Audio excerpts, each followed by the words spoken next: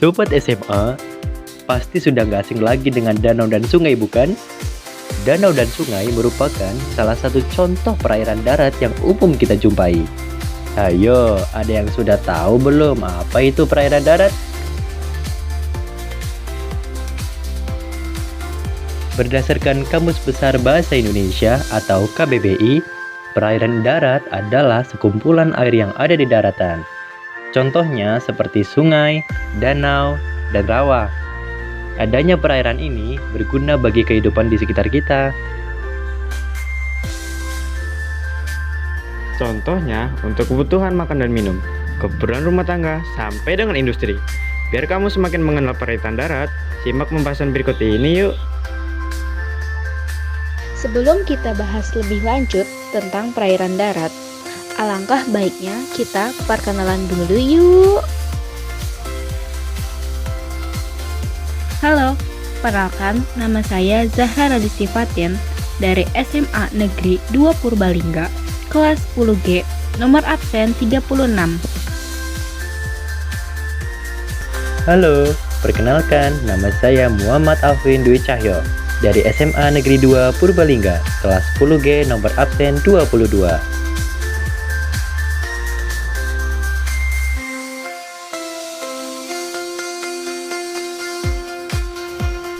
Halo, perkenalkan nama saya Aurelia Gustis Fardeliana Sorifesya dari SMA Negeri 2 Purbalingga, kelas 10G dengan nomor absen 5.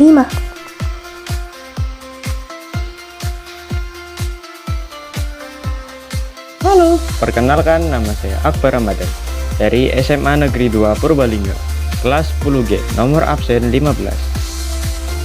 Halo semuanya, perkenalkan nama saya Saiful Ramadhani dari SMA Negeri 2 Purbalingga, kelas 10G, nomor absen 33. Halo, nama saya Alda Fuadia. Saya dari SMA Negeri 2 Purbalingga, kelas 10G, absen 1. Pengertian perairan darat. Perairan darat adalah sebuah perairan yang ada di darat. Perairan darat terbagi ke dalam beberapa jenis, yaitu sungai, danau, rawa, dan es Antartika. Pada dasarnya, perairan ini banyak dibutuhkan oleh manusia karena airnya yang tawar. Berbeda dengan laut yang mengandung air asin, perairan darat mengandung air tawar yang bisa dikonsumsi oleh manusia. Jadi, peran dari air darat ini sangat penting untuk keberlangsungan hidup. Tidak hanya untuk manusia saja, hewan dan tumbuhan juga memerlukannya sebagai kebutuhan dasar. Perairan darat juga sering disebut dengan air permukaan.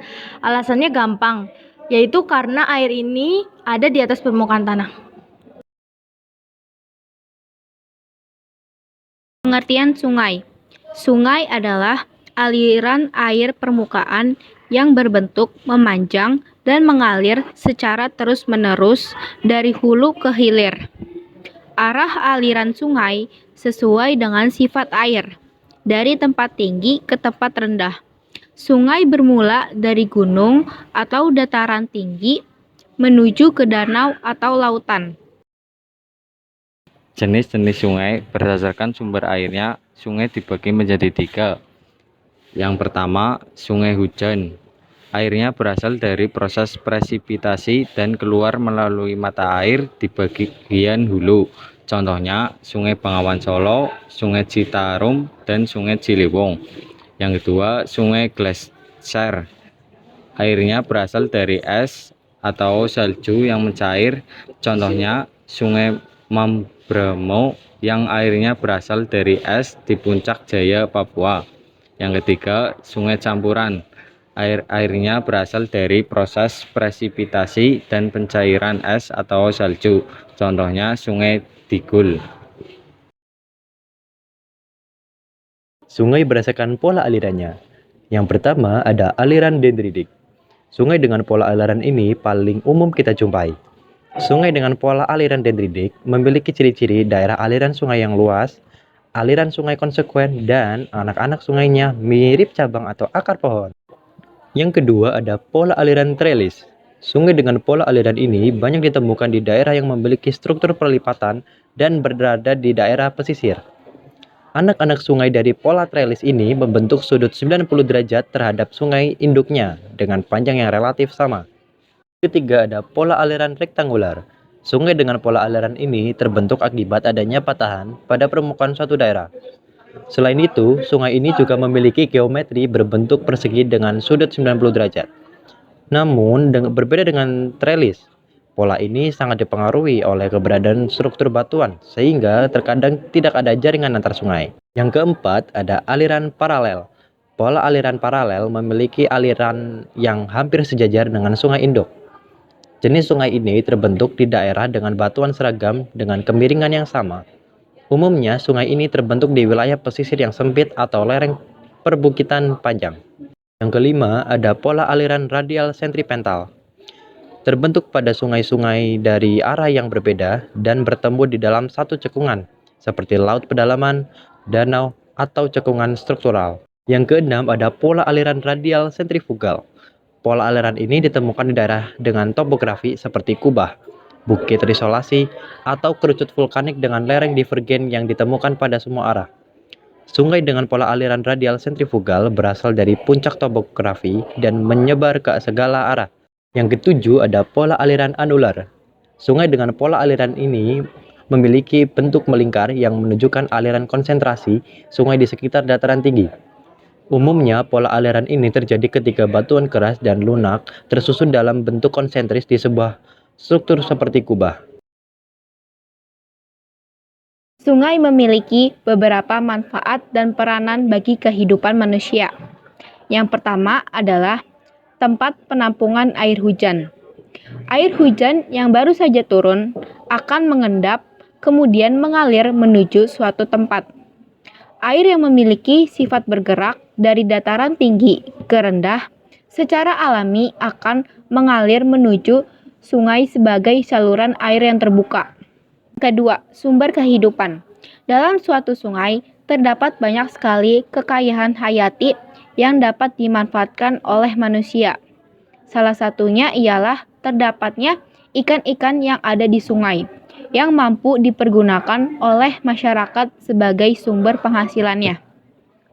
Ketiga, sumber pembangkit listrik. Biasanya, pembangkit listrik tenaga air berlokasi di sungai-sungai yang memiliki aliran air yang cukup deras. Derasnya air sungai ini mampu menggerakkan turbin pembangkit listrik yang nantinya menghasilkan alur listrik dan siap diedarkan menuju pemukiman penduduk. Keempat, sarana transportasi. Umumnya sungai letaknya memanjang di sepanjang daratan suatu pulau. Bentangan luas inilah yang dapat dimanfaatkan menjadi jalur transportasi air. Di beberapa wilayah seperti Kalimantan dan Sumatera yang terdapat banyak sungai besar sudah dimanfaatkan sebagai jalur transportasi atau sungai dalam kota, seperti yang terdapat di beberapa negara Eropa. Selain menjadi jalur transportasi, juga sebagai sarana rekreasi wisata setempat. Air tanah merupakan sumber kehidupan bagi setiap makhluk hidup di bumi. Tanpa air, bumi tidak akan pernah memiliki kehidupan. Air tanah adalah segala bentuk aliran air hujan yang mengalir di bawah permukaan tanah. Aliran air itu merupakan akibat dari gaya gravitasi bumi, struktur perlapisan geologi, dan perbedaan potensi kelembapan tanah. Air bawah permukaan ini kemudian dikenal sebagai air tanah. Air tanah dibedakan menjadi dua, yaitu berdasarkan letaknya dan asal air. Berdasarkan letaknya, yaitu lapisan pertama adalah lapisan tidak kedap air atau yang disebut dengan permeable. Lapisan kedua adalah air tanah dangkal atau freatis. Lapisan ketiga adalah lapisan kedap air atau yang disebut dengan impermeable. Lapisan keempat adalah air tanah dalam atau artesis. Lapisan kelima adalah lapisan kedap air atau impermeable. Dari letaknya, air tanah ada dua macam. Yang pertama, air tanah freatis. Air tanah ini terjadi karena adanya penyerapan air dari permukaan tanah. Air tanah ini dimanfaatkan manusia dalam bentuk sumber dangkal dengan kedalaman 15-30 meter. Kedua, air tanah artesis. air tanah yang terperangkap di antara dua lapisan kedap air. Letaknya jauh di dalam tanah. Untuk pemanfaatannya, perlu dibuat sumber artesis atau sumber bor. Berdasarkan asal air, yang pertama ada air tanah meteorik yang berasal dari hujan dan gletser. 2. Air tanah juvenil yang berasal dari mata air panas. 3. Air tanah tubir yang berasal dari dalam bumi. 4. Air tanah fosil yang berasal dari rongga batuan. Manfaat air tanah. 1. Mencuci, mandi, dan memasak. 2. Irigasi sawah. 3. Industri. 4. Minum. Ketiga ada danau. Danau dapat didefinisikan menjadi suatu cekungan muka bumi yang secara alamiah terisi oleh massa air. Umumnya massa air danau adalah air tawar dengan jumlah yang relatif besar. Klasifikasi danau. 1. Danau tektonis. Danau yang terjadi akibat adanya proses tektonis yang mengakibatkan dislokasi lapisan batuan seperti lipatan dan patahan. Contohnya seperti Danau Poso, Touti, Singkarak, Tempe, dan Tangekon. Singkatnya, danau tektonis adalah danau yang terjadi akibat pergerakan lempeng tektonik. 2. Danau vulkanis. Danau yang terletak pada bekas lubang kepundan atau kawah sebuah gunung api. Contohnya seperti Danau Kelimutu, Kerinci, Rinjani, Telaga Warna, dan Danau Batur. Ketiga, danau tektovulkanis. Danau yang terbentuk dari gabungan proses tektonik dan vulkanik. Contohnya seperti Danau Toba. Keempat, danau kars. Danau yang biasanya dijumpai di wilayah berbatu gamping sebagai akibat pelarutan batu kapur yang membentuk cekungan-cekungan yang terisi air. Kelima, danau glasial. Danau yang terbentuk akibat erosi oleh gletser.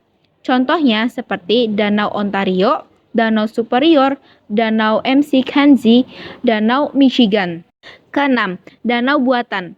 Danau yang sering disebut bendungan atau waduk yaitu tampungan yang berfungsi untuk menyimpan air pada waktu air mencapai volume yang berlebihan agar dapat dipakai pada waktu yang diperlukan. Manfaat danau. Yang pertama ada habitat makhluk hidup. 2. Sumber air bersih. 3. Pembangkit listrik. 4. Rekreasi keluarga. 5. Sarana edukasi. Yang keempat ada rawa.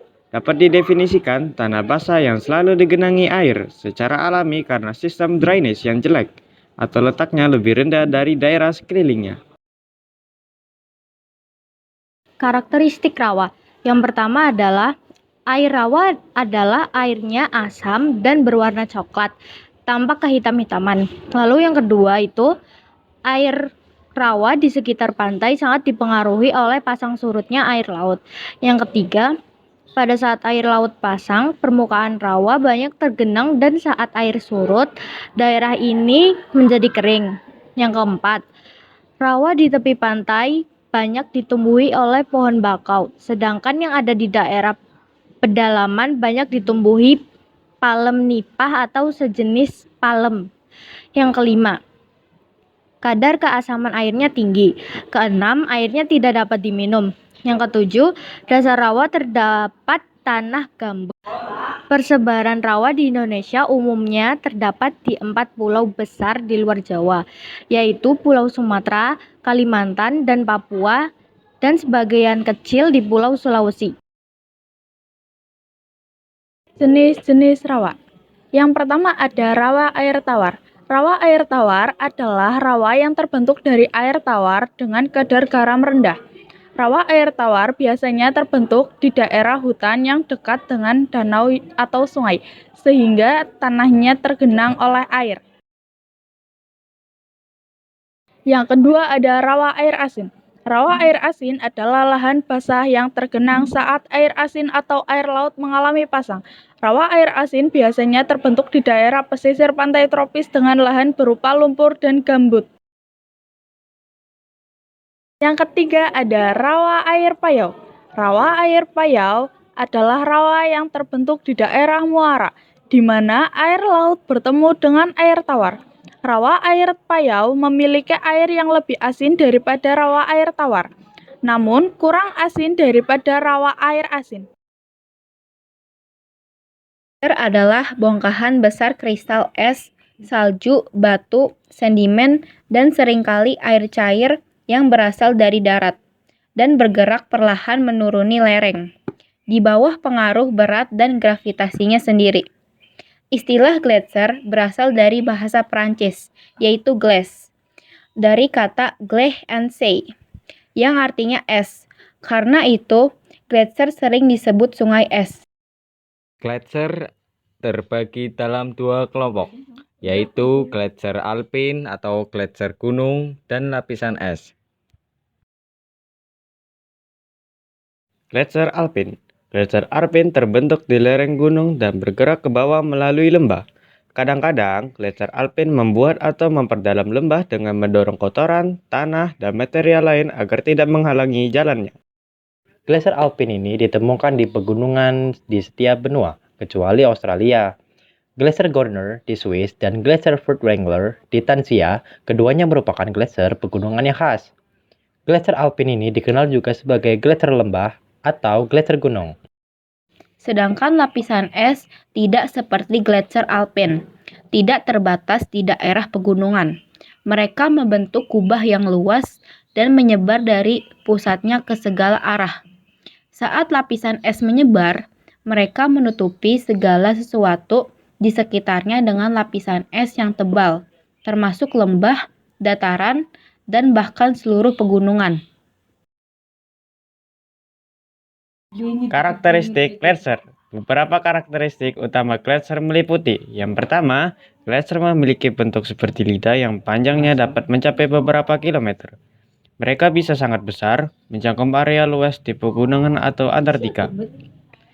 Yang kedua, gletser terdiri dari es yang bergerak perlahan-lahan. Gerakan ini disebabkan oleh tekanan gravitasi dan perbedaan dalam kecepatan aliran. Dan yang terakhir, gletser seringkali memiliki retak-retakan besar yang disebut crevasse. Retakan ini terbentuk karena tekanan dan gerakan es yang berbeda-beda. Ternyata gletser tidak hanya bongkahan es saja yang seolah tidak memiliki peran. Gletser memiliki manfaat yang sangat penting bagi bumi dan penghuninya. Berikut ini 5 manfaat gletser bagi bumi dan makhluk hidup di dalamnya. Pertama, gletser sebagai pasokan air dunia. Gletser adalah sumber air tawar terbesar bagi makhluk hidup di bumi. Sekitar 90% air tawar yang ada di permukaan bumi ini berada di lapisan es Antartika. Kemudian lapisan es di Greenland juga mengandung air tawar yang sangat penting bagi makhluk hidup di bumi. Dari 2 lapisan es ini saja sudah menyumbangkan 99% es air tawar di bumi. Jika gletser atau bongkahan es di bumi ini mencair, secara otomatis bumi akan kehilangan pasokan terbesar air tawar. Kedua, gletser mempertahankan landscape bumi. Pernahkah kamu bermain air dengan gundukan pasir? Saat kamu menyiramkan air di gundukan pasir, air akan membuat jalannya sendiri untuk mengalir dari atas ke bawah. Aliran air tersebut meninggalkan jejak dan mengubah bentuk gundukan air pasir tersebut. Nah, saat gletser mencair, airnya akan mengalir dan mengubah bentuk permukaan bumi. Perubahan ini akan mempengaruhi topografi di daerah tersebut. Ketiga, gletser mempertahankan salinitas air. Meskipun gletser hanya 10% dari daratan di bumi, namun jika 10% gletser ini mencair, maka volume air laut akan meningkat dan salinitasi air laut akan berubah. Apa itu salinitas? Secara sederhana, banyaknya kandungan garam terlarut dari dalam air. Salinitas air laut ini memiliki peran yang sangat penting dalam menentukan jenis organisme yang dapat berkembang di dalamnya. Keempat, gletser mempertahankan beberapa arus laut utama. Arus laut terjadi karena beberapa faktor, yaitu air, angin, pasang, surut, dan lain-lain. Salah satunya adalah pencairan gletser. Jika gletser mencair, akan ada perubahan arus laut, dan perubahan ini akan secara serius mengganggu rantai makanan dari lautan. Selain karena kebutuhan adaptasi baru, karena perubahan salinitas air laut, distribusi makanan dan sel reproduksi ikan yang jauh juga akan terpengaruh. Dampak negatifnya adalah terganggunya rantai makanan di lautan. Sekian video edukasi dari kami. Nah, bagaimana? Apakah kalian sudah paham mengenai materi perairan darat? Sebelum kami tutup, kami ada pantun nih. Bu Salimah membawa bonsai, makan bersama Bu Jeje. Semua telah usai, saatnya kami JJ. Kumaha barudak? Meledak!